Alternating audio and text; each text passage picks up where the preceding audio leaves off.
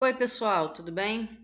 A gente vai agora continuar, na verdade, fechar aqui o capítulo primeiro com a aula número 4, falando da última parte aí do capítulo, que é a parte dos modelos atômicos. Quando a gente trabalha a questão dos modelos atômicos, é muito interessante que a gente pegue alguns conceitos, alguns conhecimentos prévios que a gente já tem a respeito do que são modelos de um modo geral.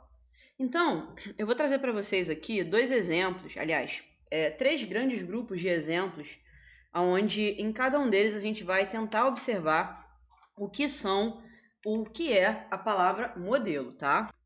Quando a gente fala de modelo, a gente está falando aí de uma representação, de algo que vai imitar o que acontece na realidade.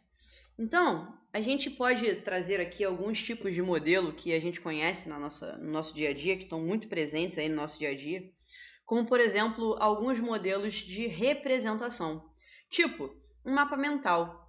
Você já deve ter ouvido falar muito a respeito de mapas mentais, né? Aquilo que a gente usa para facilitar a aprendizagem, né? E, na verdade, os mapas mentais, eles são representações neurais. Então, se você não sabia disso, é daí que vem essa ideia dos ramos, essa ideia uh, de coisas que saem de dentro aqui desses galhos. Então, como se fossem as ramificações dos neurônios. A gente pode usar como um outro exemplo aí o modelo de representação da Terra, o próprio Google Maps aí que representa os mapas, né, as ruas e tudo mais. Modelos de negócio, que são aqueles modelos onde a gente tem aquelas marcas muito conhecidas, que tem um modelo muito próprio aí para a repercussão do seu negócio, por exemplo, a Facebook, Google, Coca-Cola. E além desses modelos que a gente conhece no nosso dia a dia, a gente também tem, obviamente, alguns modelos que são conhecidos como modelos científicos. E dentre esses modelos, a gente tem a representação do átomo, tá? Que é um modelo que não é um desenho copiado de algo que já foi visto, mas na verdade é algo que supõe que seja dessa forma através de experimentos científicos e aí a gente cria um modelo em cima disso. Então, a grande ideia da aula de hoje é a gente observar esse histórico de modelos atômicos e perceber como cada cientista trabalhou e quais foram as características para o átomo que cada cientista promoveu aí ao longo do tempo, tá? Quando a gente começa a nossa linha do tempo, a gente tem um marco aqui, nesse ponto, onde a gente vai dividir esse histórico em dois grandes momentos, tá? A gente tem aí os grandes pensadores que trazem para a gente o que conhecemos como um atomismo filosófico, aonde eles não propõem nenhum experimento químico, nenhum experimento científico, mas eles trazem pensamentos muito importantes e relevantes para aquilo que a gente mais tarde pôde aprofundar em cima aí dos experimentos. Toda essa galera aí que trabalhou com experimentos científicos, a gente vai dizer que eles fazem parte do atomismo científico. E aí, é a partir do atomismo científico que a nossa conversa vai começar. E a gente vai falar do primeiro cientista aí, que é o Dalton. Bom, Dalton trouxe pra gente um modelo muito interessante. E coisas importantes que a gente tem que saber a respeito dos modelos são as seguintes. Aqui a gente vai aprender, e é importante aprender, o nome do cientista a que se refere o modelo e as principais características desse modelo. Tudo bem? Então, vamos tratar aqui do nosso primeiro cientista, que é o Dalton. E para Dalton, o átomo ele fazia menção a alguns postulados. Então, para Dalton, o átomo ele era uma esfera, ele era maciço, indivisível, indestrutível e eletricamente neutro. Então é bem interessante perceber que para Dalton o átomo ele não tinha carga elétrica.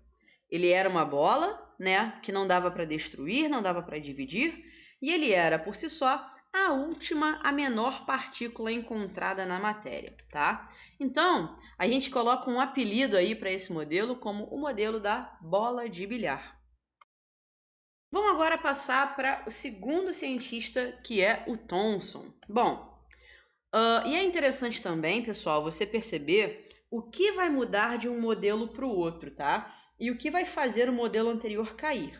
Então vamos lá. O modelo atômico de Thomson, ele traz alguns experimentos científicos para a gente, e eu acho que a principal diferença entre esse modelo e o modelo anterior é que, se para Dalton o modelo atômico ele era eletricamente neutro, para Thomson não. Então aqui a gente tem a junção, a colocação aí de cargas elétricas no átomo. Então o que Thomson falou a respeito disso foi o seguinte: para Thomson, através desse experimento, né, do tubo de raios catódicos, o átomo ele tinha as seguintes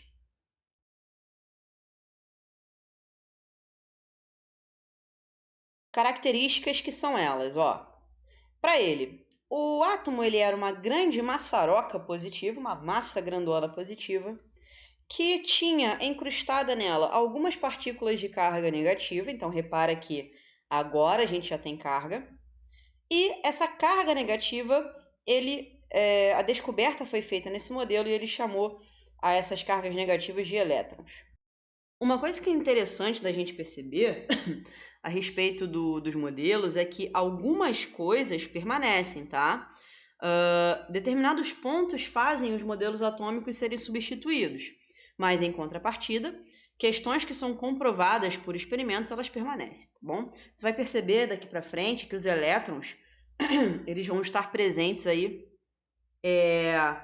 em todos os outros modelos até hoje, no modelo mais atual. Bom, para Thomson, o átomo ele tinha ausência de espaços vazios, ou seja, ele era algo denso, e a gente tem a presença e a inauguração de natureza elétrica da matéria, tá? E aí o grande apelido que a gente dá para esse modelo é o apelido do pudim de passas. Vamos agora a Rutherford. Quando a gente fala de Rutherford, a gente precisa apresentar o experimento de Rutherford, que foi um experimento muito interessante que conseguiu prever algumas coisas muito legais a respeito do átomo. Dentre elas as seguintes: para Rutherford, agora o átomo ele tem uma divisão. Lembra que anteriormente o átomo ele era uma grande massa positiva encrustada de coisas negativas, e anteriormente ele era uma esfera maciça. Agora, esse átomo ele tem uma subdivisão em núcleo, que a gente vai entender como positivo, e uma eletrosfera, composta aí pelos elétrons descobertos em Thomson, que continuam sendo negativos. Agora, a gente tem grandes espaços vazios ali no meio, e o apelido dele é conhecido como Sistema Solar. Vamos ao Bohr. Bohr, muitos livros e muitas apostilas, às vezes, conhecem e reconhecem esse modelo como um modelo atômico de Rutherford-Bohr, porque na verdade eles estudaram juntos, né? Mas algumas outras vertentes, como a que eu defendo, dividem esses dois caras e trazem um modelo de Bohr com suas características próprias, e são as seguintes. Para Bohr, o modelo atômico ele tem núcleo, e lembra que anteriormente em Rutherford o núcleo ele era apenas positivo. Para o caso de Bohr, agora o núcleo ele é, além de positivo, e além desse positivo agora ser chamado de próton, ele tem dentro ali também localizados os nêutrons, tá? De carga neutra. Continuamos tendo a eletrosfera com elétrons negativos, só que agora essa eletrosfera é dividida em camadas, tá? E aí a gente tem essa possibilidade de modelo parecido com o sistema solar, né? Mas pegou a diferença? O sistema solar ele é um modelo que repara no núcleo. Aqui ele é somente positivo. Agora, observa o núcleo de Bohr. Ele tem ali prótons e nêutrons, tá? Então a modificação é essa, e aqui a gente tem várias camadas ao longo da eletrosfera. Bom, esses níveis ou camadas eletrônicas, eles são conhecidos por algumas letras. Então, isso daí é como se fosse uma representação geral de um átomo que tenha 7 camadas, que é o máximo de camadas que foram encontradas até então. Bom, uma coisa interessantíssima da gente pegar sobre o modelo de Bohr diz respeito ao crescimento de energia.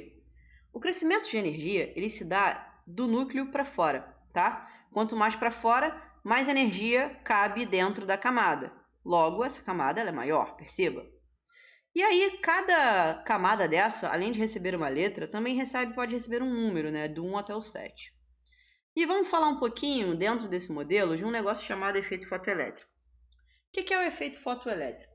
Você conhece muito bem esse efeito porque ele é o efeito utilizado aí nos fogos de artifício, aonde você dá calor para o átomo, energizando esses elétrons, ou esse último elétron que ele possui, e com esse fato acontecendo, esse elétron energizado ele acaba saltando, após receber essa energia, para uma camada mais externa, percebe? Porque na camada mais externa cabe mais energia. A partir do momento em que esse elétron ele retorna para a sua camada de origem, ele libera essa energia em forma de luz, em forma de fóton, retornando ao seu caminho natural. Isso daí que aconteceu, esse processo de receber energia, saltar para uma camada mais externa e retornar liberando luz, é o que a gente chama de efeito fotoelétrico.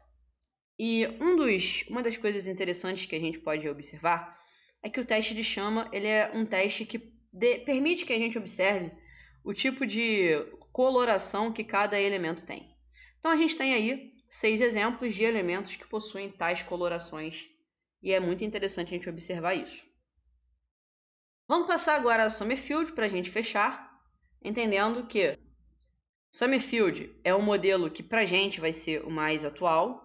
Lembrando que em nível acadêmico existem modelos mais atuais do que esse, mas para a gente do ensino médio vamos encerrar aqui em Summerfield, que está de bom tamanho. Então qual é a grande diferença de Bohr para Summerfield? Bom, em Bohr tínhamos um núcleo com prótons e nêutrons, aqui continuamos assim. Tínhamos a eletrosfera com elétrons negativos, continuamos assim. Contudo, além da divisão em camadas, que a gente descobriu em Bohr, agora em Summerfield a gente tem também as subcamadas, tá? Que são SP, D e F, que são os nossos subníveis. Fechou? Então é isso, galera. Façam aí as questões da página 11, do 1 ao 6. Escrevam as suas dúvidas e tragam elas para a próxima aula, que a gente se vê e tira todas elas na nossa central de dúvidas. Galera, um grande abraço e até a próxima aula.